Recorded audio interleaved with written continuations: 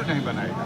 तो ये बहुत अन्याय है। और सर्टिफिकेट जारी करने के लिए जो शासन ने मापदंड तय किए हैं, उनमें दो मापदंड। एक मापदंड ये है कि समाज में पूछा जाए कि क्या वाकई यह लोग जनजाति से संबंधित हैं, और जैसी समाज के लोगों की ओपिनियन है। एक तो ये मापदंड है। दूसरा मापदंड ये है कि भूमि संबंधी अभिलेखों में उनकी जातियां क्या लिखी, उसके आधार पर दिया जाए। विडंबना ये है कि ये गोंड और खरवार जाति के लोग समाज के अंतिम पायदान पे खड़े हुए व्यक्ति हैं। इनमें 90-95% ऐसे लोग हैं जो भूमिहीन हैं, जिनके बाप दादा के पास एक धूर जमीन ही नहीं है।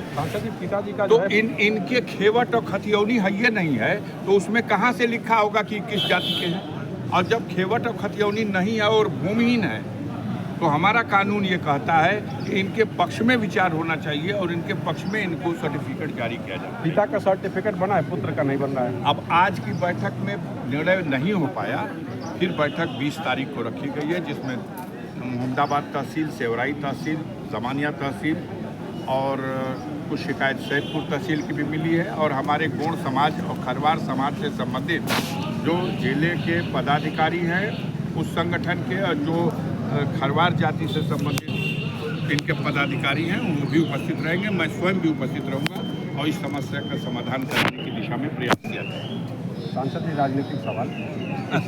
इस समय अखिलेश यादव के गंगा स्नान, आप जाइए, कुंभ नहा के आए कि नहीं आए? जल्दी जाइए, कुंभ नहाए।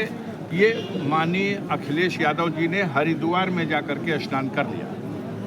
आपने देखा तमाम चैनलों पे उनकी तस्वीर दिखाई गई। वो कुर्ता पहन के नहीं स्नान किया है। स्नान करने वाली जो फोटो आई है, उस फोटो को देख के लोग मान रहे हैं कि ये तो किसी हीरो से भी बड़े हीरो की फोटो। तो चिंता है। कुंभ में मुलायम सिंह की तस्वीर को लेकर, मूर्ति को लेकर, अब माननीय मुलायम सिंह यादव जी जब जीवित थे तो भी वो कुंभ में स्नान करने गए थे, और उसकी भी फोटो आप लोगों के चैनलों पे वायरल हो रही है। और वो हमेशा आस्था रखते थे। अब ये कुंभ और महाकुंभ, ये किसी की अपनी विरासत और जागीर नहीं है। यह आस्था का पर्व है। बड़े बड़े तपस्वी, साधु, संत, महात्मा बहुत दूर दूर से